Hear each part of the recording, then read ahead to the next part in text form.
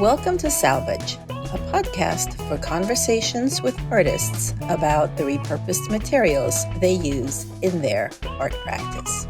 Welcome to Salvage. Please enjoy my conversation with Bonny Leibowitz. Here's Bonny's statement about her latest installation, which I find very exciting. Her work embodies concepts of post-naturalism, a perspective that questions the objectification of nature as pristine and separate from humans. Her installations, are simulacra of environmental studies, histories, and concepts of nature, all of which have been constructed and distorted by humans. Just as nature itself is hybridized and transformed by industry, so are the narratives we create. The installations serve as situations where the distinctions between reality and representation breaks down, and the representation becomes a reality unto itself. I can't wait to see where our conversation takes us. Hi, Bonny. It's nice to see you. Hi, Natalia. Thank you so much for having me on. Yeah. Well, I love your work. We were lucky enough to be in a group together, in a crit group together. So we got to know each other's work. And Yeah, I love your work as well. I love that the installation that you did, especially the outdoor installation. Thank you. I was really crazy for that. Well, it's a mutual admiration society. That's for sure. Awesome. So I want to start with a basic question. When and how did your artist career start? Oh gosh. Okay. We have to go back away. Yeah. I guess I always felt that I was an artist. Even as a kid, I felt like that was my thing. Maybe that's because, too, I think when you're maybe rewarded for or complimented for some of whatever you do well, Mhm. then that's kind of what you want to pursue. So you get more of those, positive strokes. But so I think that was always my focus. And um, I, I just immersed myself in learning. And when I grew up in Philadelphia, so I used to go to the Philadelphia Art Museum quite a bit. Um, I don't know about quite a bit, but I used to try to get out of school so I could get there as often as possible. Um, I just remember I really liked kind of more the old world, maybe paintings, and then maybe I really admired let's say Da Vinci and Michelangelo and the Baroque, and then the Philadelphia Art Museum had a lot of Thomas Eakins. I remember that, and so just the rendering and things, and then I started getting into the Abex artist, that kind of thing. So after school. I mean, I was just really drawn to New York. I really wanted to live up there, but here I am in Texas. So my parents were divorced. My dad lived in Texas, and I moved down here where I am now, even though I come to New York as frequently as possible. But so I really just started showing my work. I was not doing the work I'm doing today, but had a lot of flow, kind of. I mean, started off, I think, guess more when the Southwest was kind of a popular hot topic. So did you go to school for art? I did for a couple years. I went to Tyler College of Art in Philadelphia, and just really couldn't afford to put myself the rest of the way through, honestly. It was really challenging to not be able to do that. I had a lot of regrets, and that was hard. But then you don't know what's right. Like, you wouldn't be the person you are without whatever history you have. Absolutely. Yeah. Every now and then I think about, I really should have done this when I was younger, or that, or whatever. And then I think, well, but then I wouldn't be where I am now. We don't know because we have no alternative to compare it to. Like, what would life be like? I know so many people, that that did go all the way through that are no longer doing art, or, Right. you just never know. But so maybe my passion was even greater because I was making up for something. So, Right. but I just I love learning, and I love using, well, that's fast forwarding, but all these materials I'm Right. using now. So you started off with painting then? Mostly painting, and then I was doing large, I guess you could call them paintings, but they were with pastels, Okay. pastel chalks. From there, I moved into, I would transitioned at one point, like I was just had a really hard time. I was just sick of pastels, and I was like, I'm not using them one more minute. I just was hating them. And so, it was like 12 years of, and I had a lot of success, if you want to call it that, selling the work that I was doing then. And so I really felt boxed in, and I felt like I had to keep producing that work. Oh yeah, that could kill your It creativity. was terrible. Yeah, it was a terrible feeling. Yeah. So it was just hard to transition out because I felt very lost. I didn't know what was next. And so I spent a few years kind of like playing around with different materials. I didn't know much back then, like what else was available. So I did watercolors. Then I got into oils a lot, then Mhm. encaustic, and then got into the 3D work from there. I was able to like really flow in Uh-huh. materials after I went through that initial really hard adjustment time. And what kind of 3D work did you start with at first? Well, what happened was when I was doing the encaustic, I started incorporating some photography into my encaustic, collaging it. And so I remember distinctly, I had one piece that had this big, beautiful milkweed pod. I really like the shape of those pods. Mhm. I blew it up really large and I collaged it on. And it had other imagery in there too, and painting. Um, and it just struck me like, I wonder what this would look like in 3D. So I made this milkweed pod, what I thought was going to be this milkweed pod, into like with plaster, wire and plaster. Okay. And it didn't turn out to be a milkweed pod at all, but it was a good start. And I just made this large object, and then it became like this living form. And I was like, oh, it looks like something that should live outside. It looks like a figure, but it wasn't. It was like, and I made this whole ended up making this whole series of archetypal works, Oh, that each represented some different aspect of, personality. And so uh, what was the milk pod? What did that return that turn one out? turned into like this. I ended up putting branches in it and pouring this other like pink foam and things like that. Now I can't remember the name of the piece. Like about her, like aging, or but still being alive, and like what if you came across her in the forest while you were walking. So it was like, breathing, dying, living. And anyway, it's on I my love site, that. but I forget the title of it. I have a lot of good archetypal titles in that one show, like Mm. Queen for a Day. And Oh, and so each one of them has their own personality. But that then I just started taking a dive in that direction, which brought me into like entering, picking up lots of different materials.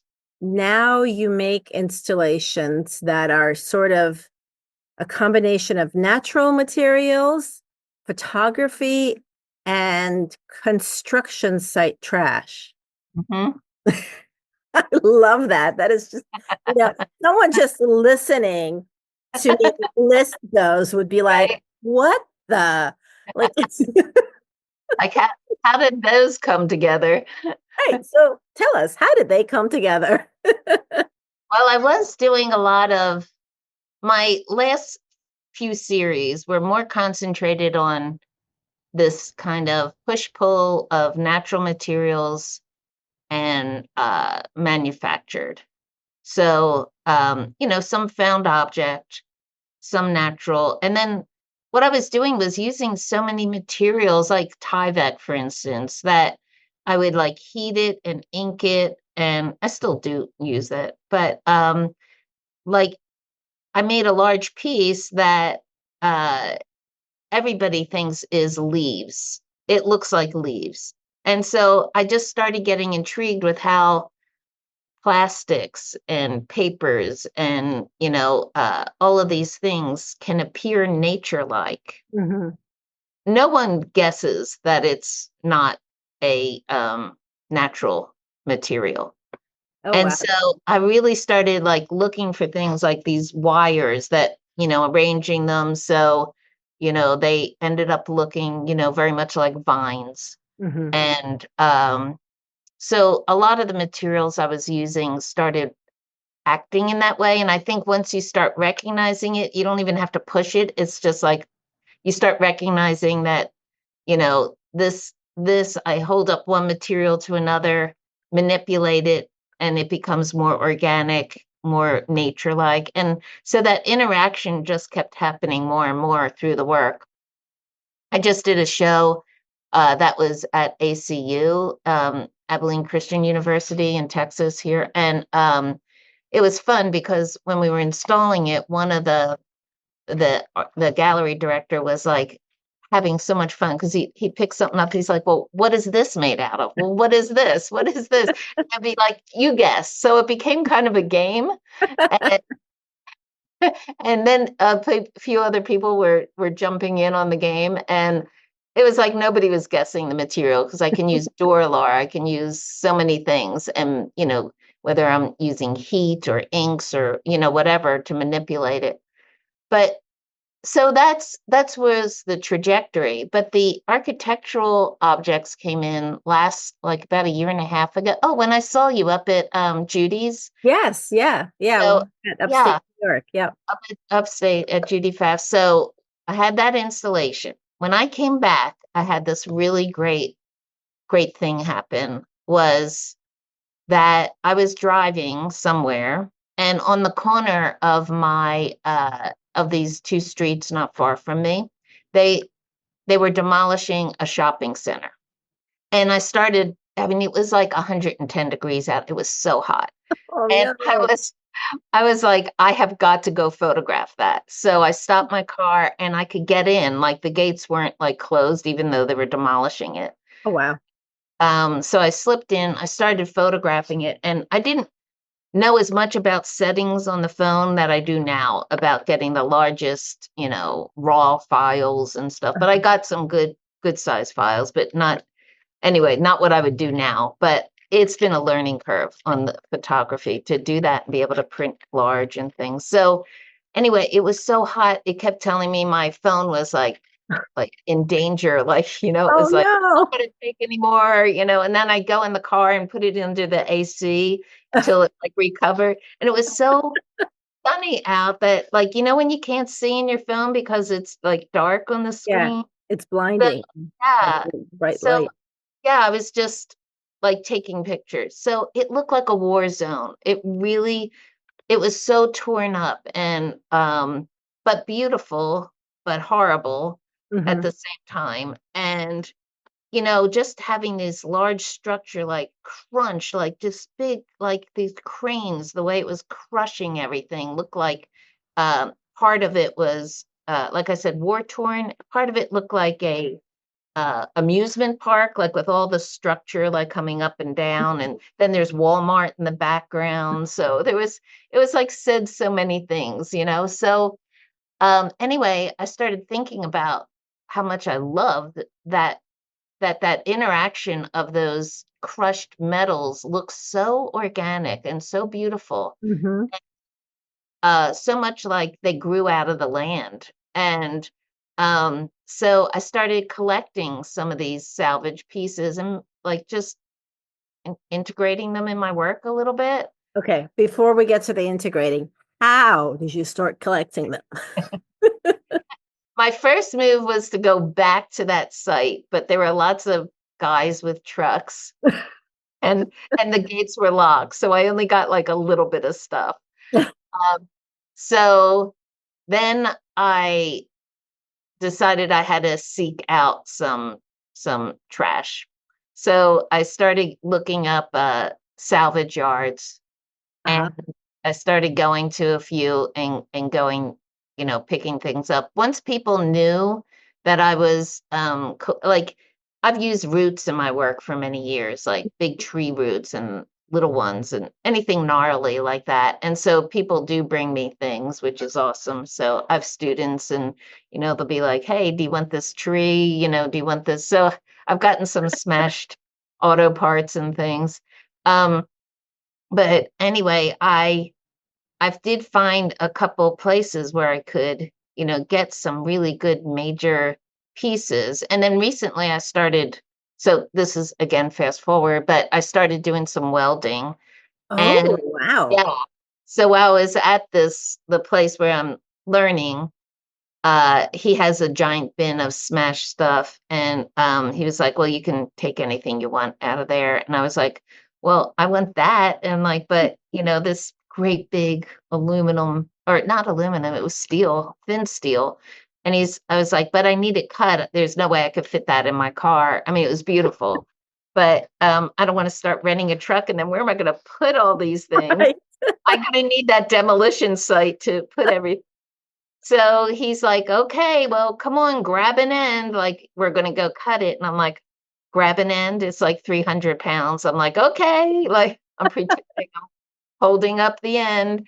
Um, and so we brought it over and, I showed him where I want things cut. And so now I've gotten into like cutting up my own metals and Wow. welding them. And I just recently printed this big tree image on a big sheet of aluminum, and I've been cutting it with like a jigsaw with a Oh my God, metal that's blade. a whole other level. Whole other level. A whole other level.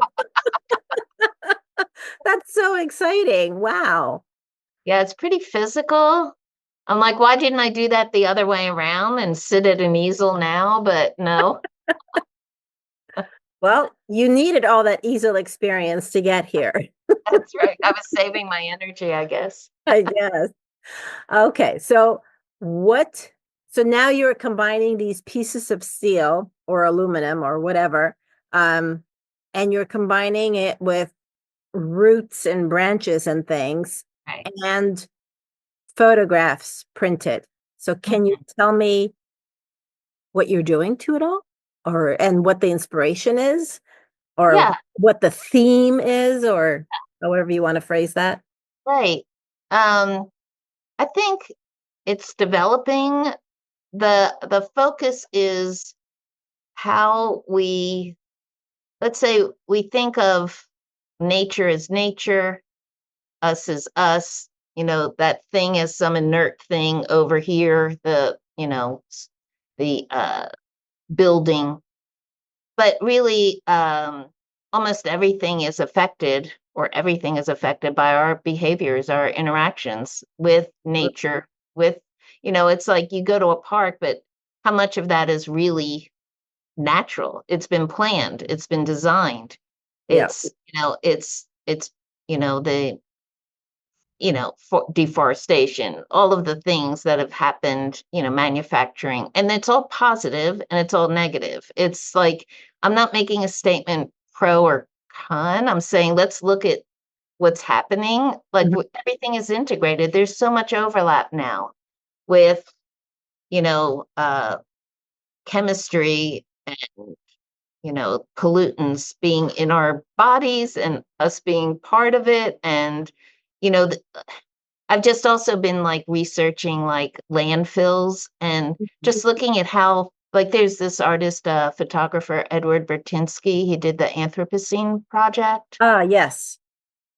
And like some of his photography of like these giant landfills is amazing. And they're so beautiful. And then you look and there's people in them and they're living or picking out these like items to try to sell them to live, or you know Right. metals, plastics, everything. But so it's just noticing. Really, I think my work is about noticing. And maybe it's just an excuse too to use different materials and like just find the beauty in the actual objects themselves and the poetry. And so now I've built out part of my studio. I have like two teaching studios. I'm in one of them now, and then I have my own studio behind. And I took half of that studio and I made a space where I could photograph my work. So Ah, it's so hard to photograph installation. Like you have to have the place, right. like you don't have a show so that you can photograph it. You have to have the photograph to get the show, you know. So it's all catch 22. So I took maybe 300 square feet and I made like a U shape with some lighting so I can experiment with different um installations, and I'll combine and light and, just use all of the constructions that I've made and make a new configuration and then photograph it. And then, Oh, so you have like a stock of elements that Mhm, you reconfigure in different ways. right. Oh, wow. Okay. So then they're not attached, they're just arranged. Yeah, like some things are attached. So Oh, okay. like I might make a piece like let's say from one piece I have like it's wire and plaster and it's got actual like sheepskin on it and it's got metal rods that I found from a salvage yard and it's got branches and foam on it and Tyvek, and so it's this large tree-like object. Hmm. And that might be in the installation with, let's say, a big grated piece of metal that's, maybe I put some other paint on or hanging Oh, like Duralar from it. So they're objects, but they're not always all one thing, one thing. It could be like a piece of many materials with another piece of a couple materials or okay. just a piece of salvage. So different combinations. So then if you make like let's say three different compositions with several materials, does each composition then get a different name? Yes. Yeah. And then so then if you have three different compositions with similar materials and you propose one of those compositions to one place Know and where another you're going. composition to another place, and then they both get accepted, what do you do? Well, what I'm finding is that most proposals for spaces understand, and you can write it in the proposal that these are suggested installations that actually it's site specific. I'm going to make this installation um, specific to the space. So I might suggest where things would be placed. But Mhm. usually I think people just kind of get the idea of, oh, okay, you got it. Like you're Yeah, going to do something like this idea in our space. got it. Okay. Yeah, Yeah. yeah. And So then, luckily, yeah, people are getting it. Yeah. oh, that's great. So then you just, depending on the space that you receive, that's when you really create a whole new work out of Yes. all of those components, and it gets a new name. Yes. I Yeah, you got it. love it. And there's a certain kind of freedom in that, isn't there? There really is because it's almost like collage with objects. Uh-huh. And it's like you can make endless associations with your work, and sometimes I might take my work outside to a park and then photograph it at the park. Hmm. So like for instance I did that with a piece. I photographed it at the park. I took that photo and I blew it up and I printed it on a piece of Sintra, which is like a foam core that's like 5 foot by 7 foot, let's say. Oh my God. Wow. And then I brought it back to my studio, that photo, and I have it propped up with the piece that I photographed at the park sitting in front of the photo. That makes sense? Yes. Okay. So it's a photo object. Yeah, exactly. So it's all different ways of objects talking about themselves, and none of them is the real thing. Like it's like, this is the object, but it's not really a tree trunk, but it, looks like a tree trunk. And then here it is photographed in the nature, but it's not really nature, it's a photo of, so That's so fascinating. So then your photography, so you take your own photographs of like, say, nature or a construction site, and then you print it on a variety of materials? yeah. Like what kind of materials do you print on? So and it's almost done. Okay, a couple things. So the Sintra was one of them, and I left that um, as a big rectangle piece. Hmm. Then Okay, recent, so hold on. But that's a huge piece. So you yeah, had somebody print it for you. yes. Clearly, that's not your little No, Epson printer at home. Okay. I can print up to 17 by 22. I have an Epson, Like a photo printer. Mhm. Hmm. And it'll print on good quality paper or film. Hmm. Um, so that's actually what happened was I use these 17 by 22. Sometimes I'll print on those that are like on film. Okay. And so this film that I use, um, I know I can manipulate that film because I'm not really much with the rectangles or the squares. So I can cut it and then heat it a little bit and then manipulate it so it looks like an object, but it's actually a photo. So, Okay. So it's like a plastic, it's like so it's like a transparency, like a right, thick right. plastic transparency. Yes. Wow.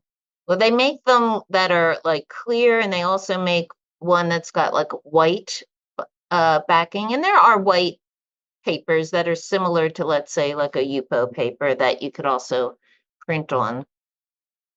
Each one of them has to have their own type of ink, you know, Right. like terrace slate. You could only do not inkjet, the other one, Xerox, like a Yeah. powdered, yeah. Um, but anyway, I have both. But my larger one is inkjet. So Hmm. I found a film that I liked that I was like, okay, 17 by 22 is not big enough for some of these installations. So I have somebody here in town who's terrific, and he's really helpful at one of the print work places. And so I was like, I really want to print on a large piece of film. What do you have? And he's like, oh, well, we have this. And anyway, you have to have a latex ink for that one. So Oh, he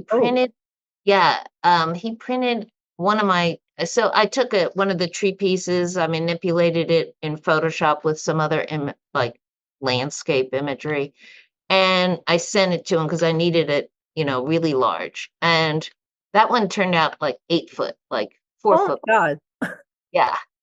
And and then I was able to cut that up and manipulate it. But, to get the resolution high enough so that it looks good at that size was really a trick. And I guess you have, so are you using your phone as your camera or do you have a I camera? do.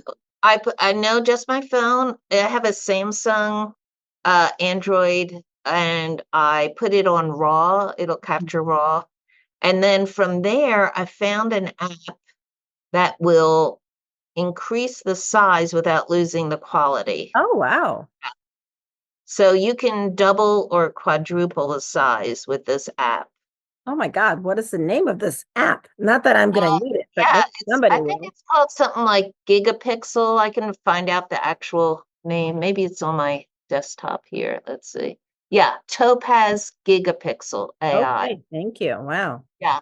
And so it's like he had kept saying to me, "Oh, you could enhance it. You could enhance it in Photoshop." And I'm like, "It's only going up like 10, Yeah. it's not enough." And then all of a sudden from, incessant Googling, I come across, this, you know, we got to find the answers, Right. right? We keep Googling or whatever until Google, we find Google. them. And I saw this and it was like, man, I have to, and there was some free version, which of course did not work with my computer. Why would something free work? So I found this and it was like, I don't know, $100. And I was like, okay, I'm getting it. And I didn't even like, is that a month or is that a year? I don't know. Like, I don't even know. I'm getting it. I have this. And So anyway, did the trick and I could enlarge it. It came out to like 2 gigabytes, over 2 gigabytes. So then I had to get Transfer extra. files. Yeah. How do you transfer files like that? I mean, Usually with WeTransfer, you could oh, go up to 2 gigabytes, but then I have, like too many files on my computer. Then I had to right. get storage and, everything you do. It just snowballs. And you need the pro carbonite plan, and it's like, yeah. But anyway, did it, and so that's another thing I've printed on is the film. And then finally, this project that I'm doing, it's at a park here in Texas. So there's a woman, Penelope Bisbee, that asked me to do an installation. She owns this park in Oh, Texas.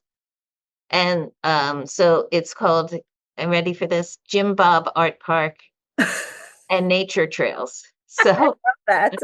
yeah, so that's coming up in a few weeks. So several months ago, I said yes to that. And then I saw the Nasher Sculpture Center here was running their, you know, grant. You could propose it for a grant. So I decided I would use that as a proposal. Oh, cool. So part of the proposal was to print. I went out there and I decided where I was going to make my installation. And it's this beautiful tree cluster out there. It's 4 hours from Dallas and it's in Benjamin, Texas, and it's 80 acres of land. Oh, wow. It's gorgeous. And it really made me appreciate the Texas landscape. I mean, it's just great. And like especially I'm glad after all these years for being like, what did I do? Why am I living here? I'm from Philadelphia. I always dreamed that New York would be the place, and here I am. But it's like I finally feel like I love the land here, Oh, that's awesome. Yeah. And so many nice people and great people too. So anyway, I picked out this tree cluster and I made a proposal to the Nasher Sculpture Center of what I wanted to do. And part of that was to use for the welding to get some funding for welding, and also for these salvage parts to make this like kind of tornado effect in the tree with salvage parts and yeah, and different plastics and my work. But part of it is to have a tree printed large 8 foot onto or 7 foot onto aluminum, like you would a sign, like they put on a building, and then have that be part of the installation. So that's become a whole thing. I did get the grant. Congratulations. It was so exciting. Yeah, Quite it was quite an ordeal. But I mean, it was exciting but nerve-wracking mhm. because I had to make a presentation to, the curator and to Mary Miss, who was on one of the jurors, land artist, and several people. So um, it was a great day to receive the yes. Yeah. Um, but anyway, so I printed this image out, and I'm just kind of still finishing it up. And so I took that, and that's the one I took the metal, the jigsaw, and I'm cutting around it, and then I w- I have to be careful. I want it to be safe for people, so I put like foam on the edges because Oh. that could be sharp, and I want to make sure it's really secured. I'm going to secure that. So what I did instead of just having any tree was I went back down to the park and photographed that tree. So it's a picture of that tree that will be hanging in that tree. That's awesome. So how big is this whole installation going to be? I'm not quite sure, but I'm going to. So phase one is coming up. I said I couldn't do it as quickly as, like complete. So we're calling it phase one. She's doing an opening on October 26th. So I come up to New York for a few days for Art in Odd Places. Then I go to the park and go do this installation. But she's very kind and let me do it just like a phase one. And so I'll see how much I can get in there. I don't want to damage anything or hurt anything, and just have the work kind of wired to different areas that won't be interruptive to the nature or anything like that. So the phase one is getting that printed tree in there. That's the phase. Yeah, I think that'll be big part of it. And I have a couple other pieces, like this big grid that is almost ready. And I've painted some other like salvage plastic pieces. Um, so it's like I recently just I was actually, before we hopped on, I was painting this bumper to a car that was smashed up, and I painted it green, so it'll be all nature looking. And so, just more about the crossover. And so, yeah, so we'll see how much gets in there. Wow. So what will be phase two then? I'll be adding more elements Mhm. to it, so that I'm going to try to make it feel like it's like they got caught in the tree somehow. Uh, Um, and then I'll be documenting it over time, and see what the weather does to the pieces. yeah, I'm So curious that's about that. part of it. Um, how long is it going to be out there? Well, indefinitely. Oh, wow. Yeah. So I wonder what will happen to the plastic pieces. Yeah, I wonder. I mean, that's what's kind of interesting is like, I mean, we see plastic all over the land, and it doesn't change or shift a whole lot. Mm. Um, but it's we'll see. We'll see what happens. Yeah, I Yeah. guess it depends what kind of plastic you're putting out there Right. because I mean, I've had, plastic shopping bags and stuff like that made into birds, and they were okay for a few months out Yeah. there. Yeah. Um, but more than a few months, they start disintegrating. Yeah, that's fine. Yeah. Like, I think that's great. Okay. I mean, I'm doing it with the purpose to talk about like what this interaction is, Mhm. nature with weather, with elements, and with, the things we put in them. So, um, so we'll see what happens. I mean, there's probably not going to be something as lightweight as a plastic bag. Oh, okay. Yeah. Yeah. So, Yeah. The heavy duty plastic lasts a lot longer, that's for sure. which is good and bad. Yes, exactly. Exactly. Wow. So you were mentioning that you have two studios. And these are where you teach? Yeah. So And where do you teach? Is I that have okay? my own studios that it's an independent, it's a non-accredited. And so it's in Richardson, Texas, which is part of Dallas. Oh, And so there it's in a like a not a retail, and not quite wholesale. It's just like a strip mall with odd places, like one of those okay. old strip malls that has the weirdest combination of things. Like there's a bingo parlor and donut shop and Salvadorian food, and there's a million odd places. So um and it's really neat because there's all different kinds of foods around here that from all over, and really diverse. And so anyway, I got a studio here.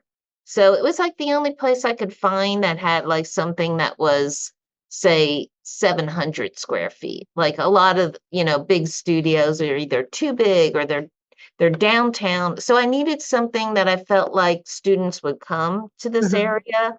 So is it a And storefront then? yes. Oh, cool. Huh.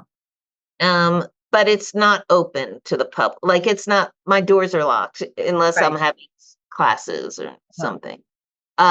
So the first one that I open is the one I'm sitting in now, and this is called the Bonny Studio. And oddly enough, uh, so I teach mostly oil and acrylic painting here. Oh, okay. Because that was going to be my next question. Yeah. What do you teach? Yeah. Okay. Then I have a hallway in the back that goes to the next studio right next door. So that's also a storefront. And that one I acquired several years later after I opened this one, and that one was right after I learned encaustic. And Mm, so I opened the encaustic center. And wow. so I used to run a ton. I still run encaustic workshops, but I do a lot more mixed media, all kinds of 3D, um, all kinds of workshops now. But I was bringing in artists from all over the country Uh-huh.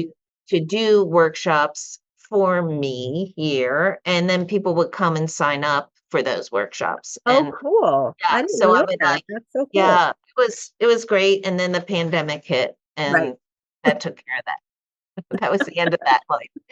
Um, so and it never came back again. So I just do a lot of one-on-ones, and then I do workshops as well. And I have a couple teachers that come sometimes, but Local we'll people. see. Mm.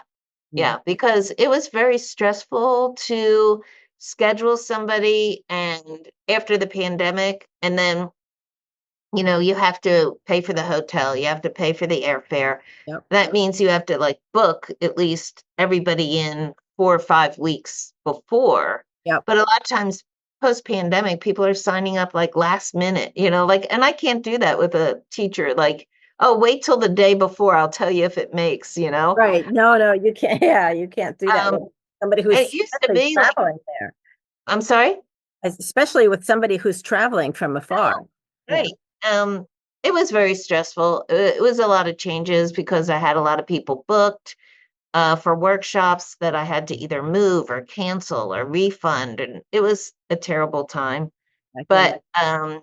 anyway, we're past it. Yeah. Now, being a traveling teacher on some level myself, I can see how difficult it would be to keep up, especially by yourself.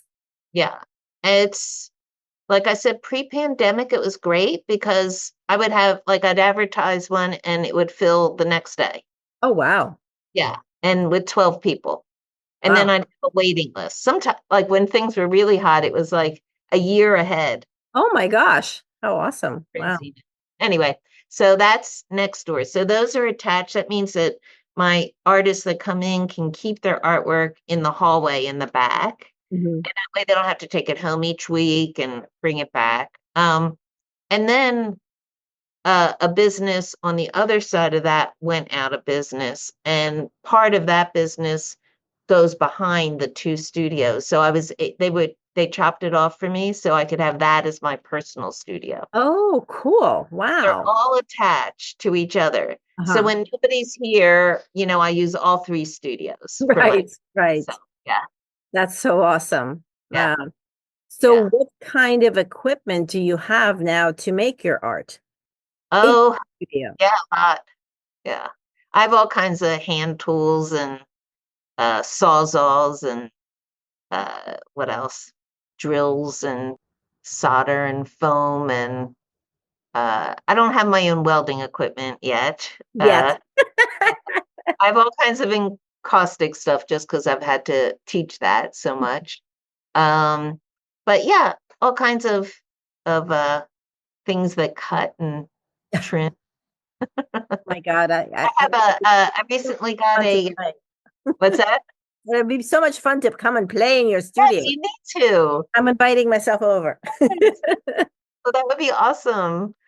Yeah, you would have so much fun. I know. Yeah, just join some stuff together and cut Wow. it up.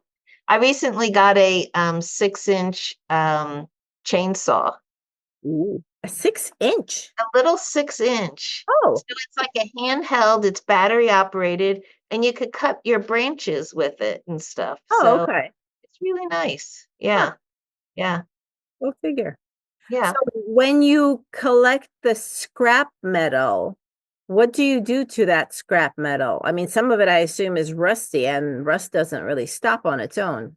Yeah, just let it rust. Oh, Yeah, do you I paint just it sometimes I'll or? cut sometimes it's all according what it is. Mhm. Um, like right now I have this beautiful piece in my studio. And so the question is, if I use it in this installation, is it just going to get lost? Do I need to paint it so it'll show up in the?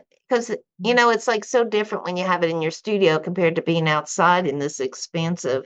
It's going to Right. be diminutive. Um, so yeah, I might end up painting that. I don't know. I kind of like it the way it is. So If you do paint metal, what kind of paint do you use for that? I could use a spray paint or an enamel or something like that if I did. But I like the natural quality of it, so maybe not. I think it'll be interesting to see the work in the winter without it a lot of greenery Yeah, out there. I think that'll be really interesting, especially since the print of the tree has all the leaves and stuff on it. right. And in the winter without any leaves. So thinking logistically, you're going to have to like rent a truck or something to get all this stuff out there. And I hope you have a team who's going to help you install. I wish. I have gotten used to like renting these 15-foot trucks when I've had to move stuff around. But this one, I think I rented a 10-foot truck, so hopefully that'll be big enough. Uh-huh. Um, I think it will. It's just phase one.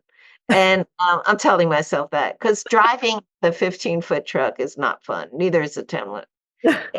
It rattles, they're loud, Yeah. and they're no fun. But so different places I've gotten help. Like so where I'm going, Penelope has a couple brothers, and one of them was a firefighter. So she said he has some buddies that like at first she was like, maybe ask some of your artists, I'm like, they don't have to be artists. I just need, somebody that can lift stuff and strap things onto things and so we're gonna have some ladders and people and luckily things always work out. Yeah. No, You that's find, exciting though. yeah. I'm just, starting to inch my way towards installations, just doing little things here and there. But so what you're doing is just like so exciting and scary, Oh, getting bigger and bigger and bigger. I know. It's like, yeah, I don't know about, the bigger it's when you see people that do these really large works and large installations, like you said, they have a team. They have a team. They have the money. They have the space, the backing. That, I do have support. I'm fortunate, but not a lot, and it's not like support like having a gallery that's going to fund it or a patron or or just money sitting there from a giant grant or something. So um it's just I just was like I want to pursue whatever my gut tells me to do. Yeah, And so little by little, just as one thing happens you find another thing that supports it somehow. Yeah. absolutely. No, I think you do have to follow your intuition in your artwork. You Yeah. really do. You have to Yeah. listen to your gut, Right. not to, the marketing gurus or the, other people. It really has to come from you to be the right thing. That's so true. Like going way back, like when I've told you I went through that really hard time. Um, Not that I haven't gone through lots of hard times, but that hard time was, just having this people in your head that are like, oh, why aren't you, or you should, Yeah. and they're not there, but you hear them in your head, like, oh, Yeah. if I do this judgment, it could be family, it could be friends, it could be just expectations of your own that you're putting on yourself. So, um, just you have to be brave and say, I might not be accepted by the people I was accepted by before, or Yeah. maybe they'll come along on the ride. Right. Maybe it'll be just an initial rejection because you're doing something that is so out of their realm of imagination. But once Exactly. you do it, they'll be like, "Oh my God, Bonnie." Yeah, I had a student once who was painting, and she was doing very nice, good abstract, beautiful colors. And her husband, like when she would take something home, would always say, like, what is it? And, that kind of thing, getting that, we've all heard that. Yep. And I was so proud of her because she just kept doing her thing. And, like that's just is so hurtful, like what is it? And, but she didn't let it bother her. And she kept, and then finally he started coming around and being like, oh, I see a horse in there. I see a this. And then all of a sudden her biggest supporter, it's Oh, like, that's awesome. just I was proud of her for sticking with what her gut told her. Yeah. Yeah. Yeah. That's not easy to do. Mm-mm. Whether you're an amateur or a professional, it's not easy to do. Right. Yeah. I No. agree. Yeah. Well, so what are you doing with your work that's growing more installation wise? Well, I I just hung a really large piece that was actually done a few years ago, but it hasn't seen the light of day since its initial debut. Yeah.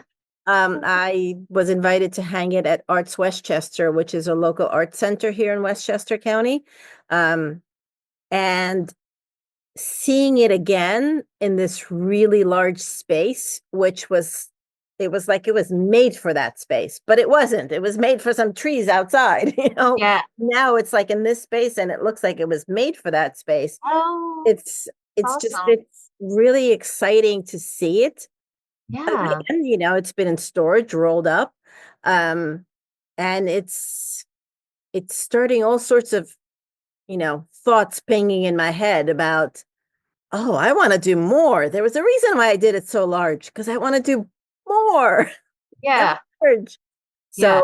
I don't have anything specific happening yet, but there's a lot of thought, and I'm doing a lot of experiments actually um, with resin because I started the installation that you Yeah. talked about in the woods, my um, pop up in the woods, so to Yeah. speak.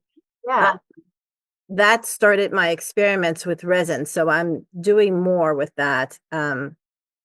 But I actually haven't had that much time to experiment. It's been What kind of resin are you using? so I started off with artist resin, Yeah. is recommended to me by other artists. And now I moved on to it's called entropy resin. Entropy resin. Yes. So Wow. another artist who uses resin quite a bit turned me onto it. And they are very sustainably minded. Oh, Have all these statistics in on their website about how much carbon they use and what everything is made from. Like they're really open about their product, um, which I'm I especially interested because with this aluminum piece that I printed and I put this foam around it that because again the edges, I want to make sure everything's secure. So I started using, I don't know if you've ever used that two-part Gorilla Glue. Um, know, but I know what you're talking yeah, about. it's Yeah. an epoxy and it dries quickly. That's what I like about it. And it's strong and it just feels like it's really holding on, like really, you know, keeping all the elements together. So, but I was like, okay, you have to buy like this little tiny thing for $5. I'm looking for other options. Yeah. Yeah, I I took a workshop this summer at the Anderson Ranch Center in Colorado. And it was a sculpture Yes. workshop. And Uh-huh. we made small things and I worked with plastic and it was really interesting. And they did a whole bunch of tutorials about adhesives on there. And that's Oh, how I know about that epoxy that okay. you were just talking about. But I think I did play with it a little bit and it didn't seem to hold plastic too well, I think. Oh, that's But I could interesting. be forgetting now. Yeah, Haven't yeah, played with it since then. yeah, yeah, Um, so yeah, that's a whole like I did that workshop, but I haven't really had time to yeah, experiment with everything that I've yeah, learned in that yeah. workshop. So I Well, don't that really sounds great. I've always wondered about that place. I always see that, good workshops going on up it's there and stuff. fabulous. I mean, Yeah. and for me to be away from daily life and completely immersed in making art, 9 a.m. to 9 p.m., that was for 5 days Great. in a row. Like, what? Yeah. That is just a dream. It's like even if I make time for myself, there's constant interruption. Oh, It's yeah. Yeah. like My every studio is away from my home, and I try to do admin at home, not in the studio. that's smart. Even then, there's Yeah. interruptions. Yeah. Or there's, schedules, like I Yeah. gotta get home at this time so that I Yeah. can cook dinner, or I have Yeah. to take my mother to the doctor, and there's that, whatever. Yeah. Does your mom live with you or nearby Yeah. or She yeah. lives about 30 minutes away. But yeah, it's not, you know, making space for art at home or in your studio is not the same as being away to make art. Right. Right. No, that's so true. Yeah. When, people know they can't get a hold of you. Yeah. And it's hard to do that if your like income depends on people getting a hold of you. Yes. Like, okay, I'm gonna schedule that and I can't not do that. So yeah, you have to, but it's a dream to be able to like just take that time off and really be able to use it. Not that I never get it, but it's it's really rare that it's like day to morning to night, nothing. Have you done artist residencies? I haven't. I did, I wouldn't call it like an official one, but actually I did one with Judy Pfaff Oh, several years ago, but not like an official like Vermont Center or something like that. But I would have to, and seeing now that there's more that are just a couple weeks because yeah. I don't really think I could get away for more than 2 weeks. Yeah. Two, That's maybe three. yeah. But I that would be look at really those. pushing. I know. I've looked at those, and I would love to be able to do that, but it's not realistic at the moment. I recently did take a 1 week residency, and that's why I was like, I Oh, applied because they were giving the option of a 1 week residency. And it was and I did it like just a few, like not barely a month after I did the workshop at Anderson Ranch. uh-huh. And I felt, I felt guilty. Yeah, I felt guilty to be taking another week away from everyone so soon. Like I felt guilty towards my family yeah, and my business as well.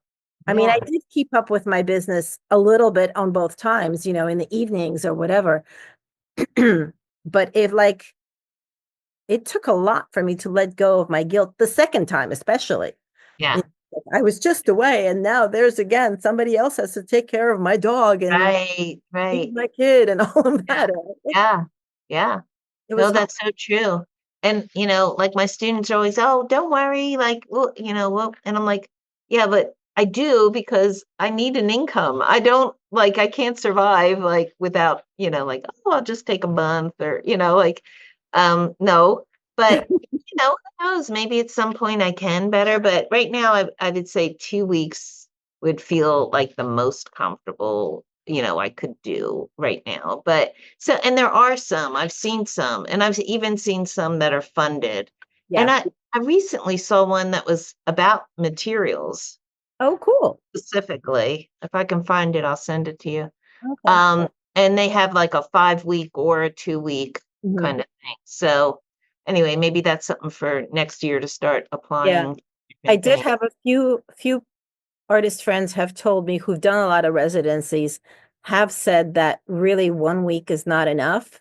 Yeah. And I have to say that I now having done the 1 week residency, I understand why. Like it takes a few days to get into the groove, to let go of the guilt in my Yeah. case Yeah. and And get to like know what you're doing, what you're working on. And then once you kind of get going, you need those few days at least to like get something rolling. yeah, And then the making. yeah. I mean, I even felt that when I went up to Hudson to do the installation, it was like, hurry up and do this installation. I don't even know what it's going to look like. I didn't have time to like really play with it. It was just like, do it. And, had once you know the lay of the land, you're like, you could know what to bring better, or you could, make more stuff or whatever. But There's also a good challenge in having those yeah, limitations of like, true. here you are, too bad, Right. we do it now. Like Exactly. there's a really great challenge in that as well. Yeah. And it's kind of nice to, I imagine, not be having the comfort of your stuff or as much of your stuff Yeah. and having to, and I've heard about these residencies where there's like no internet and there's no, nothing. And Yeah. it's like, wow. Yeah. The residency that I took, that's what I was expecting. They're like, there's no internet. So, and cell signal is really bad. And I was like, Oh my man. God, how is Where this? was that? And then I came in, they're like, oh, by the way, we do have internet. We just don't want to tell you. Like, really? It was at Wild Acres Retreat in North Carolina. Oh, nice. Yeah, no, it was beautiful. But unfortunately, I'm going to guess that their residencies are canceled for the rest of the year. I was going to ask. Yeah, I left. I was there for the first week of September.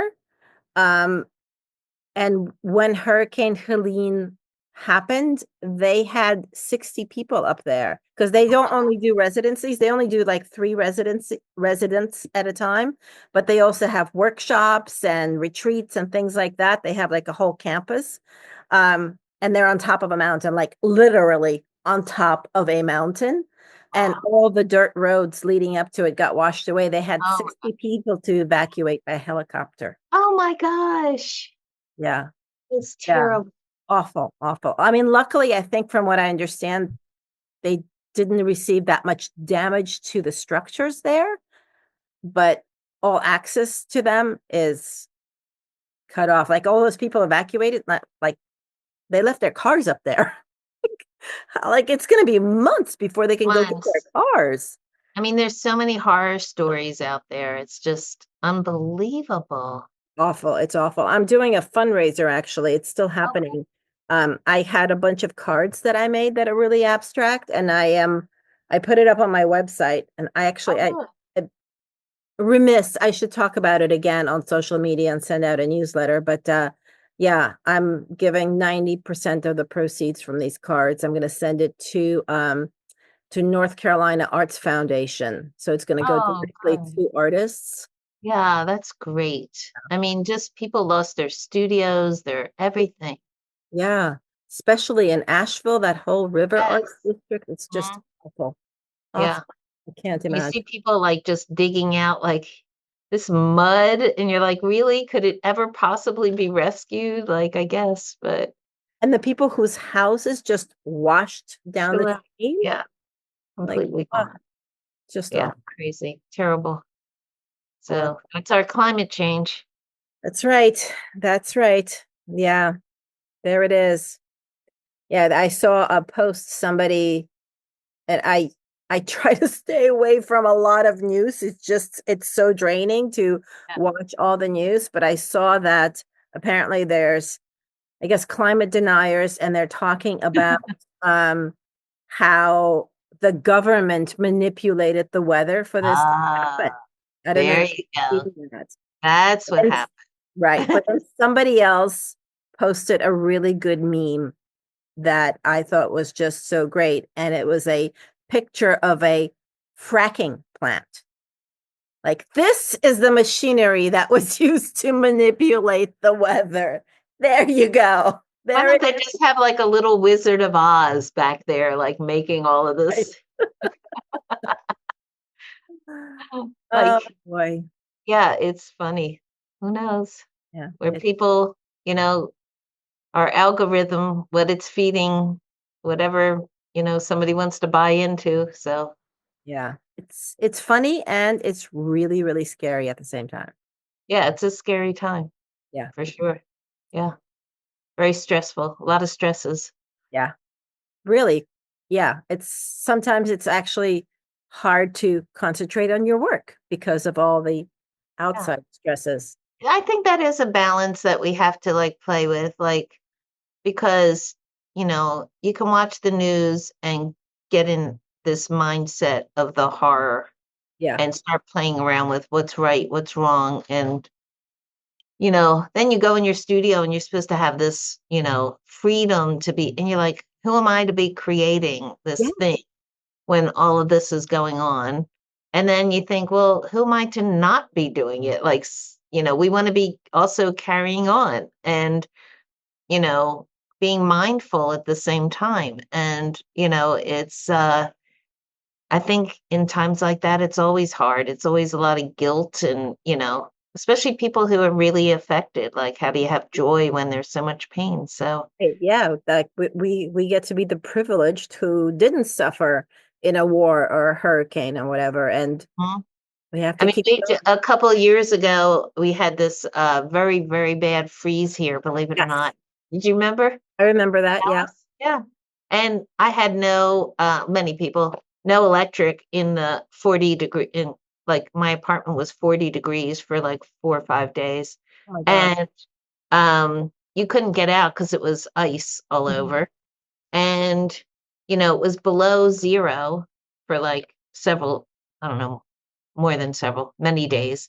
And it was horrible. Like you know, just living in the bed with your blanket over you and your cat.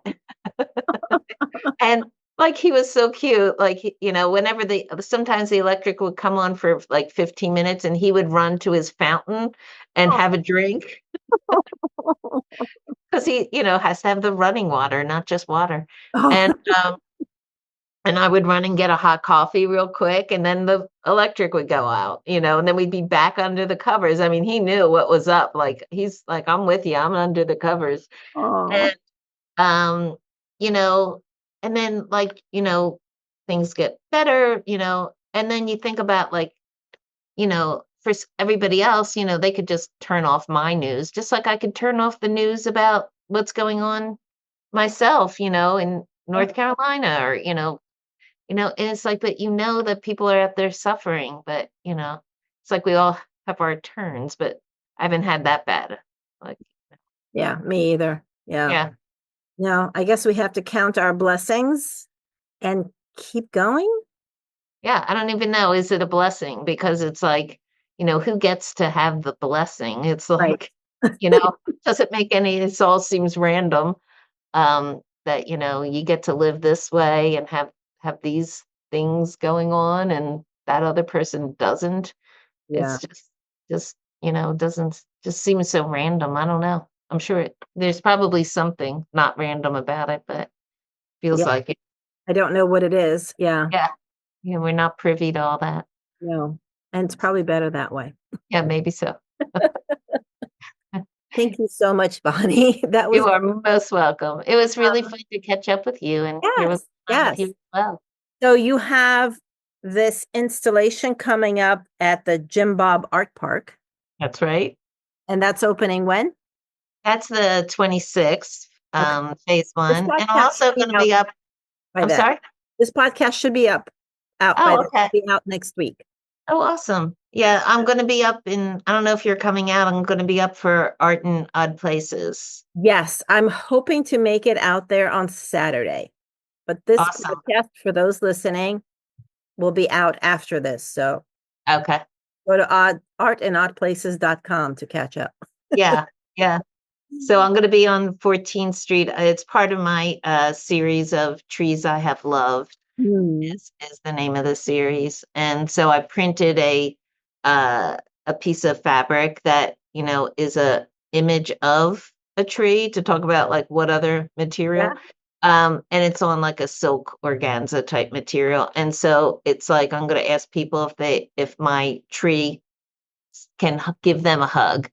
And and they can tell me about a tree that they've loved and lost. Oh, And I might make it into a bigger project, so I'll put that on my website if I do. yeah.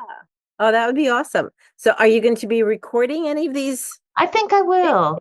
Yeah, I think I will. That would be so awesome. Well, I can't, if I do get to see you, I can't wait. Yeah, It'll be awesome. good. Yeah. Yeah. We'll Let me catch- know. Yeah. Uh, Thank All you right. so much. Thank you. Thank you for listening. And please rate and review Salvage on whatever platform you're listening on, or if you're watching on YouTube. I would love to have this shared with more and more people. I know there's a lot of repurposed media artists in the world, or artists who want to use repurposed media. And I think they would get a lot out of these conversations. So please share and review. And I thank you from the bottom of my heart. This podcast was created, produced, and edited by me, Natalia Korover. Theme music by R.C. Gaida. Find out more about me at artbynatalia.com. Find out about my community at repurposercollective.com and about my education initiatives at ecoloop.art. Thank you for listening. Please rate and review and share this podcast with anyone that you think might like it. Thanks so much.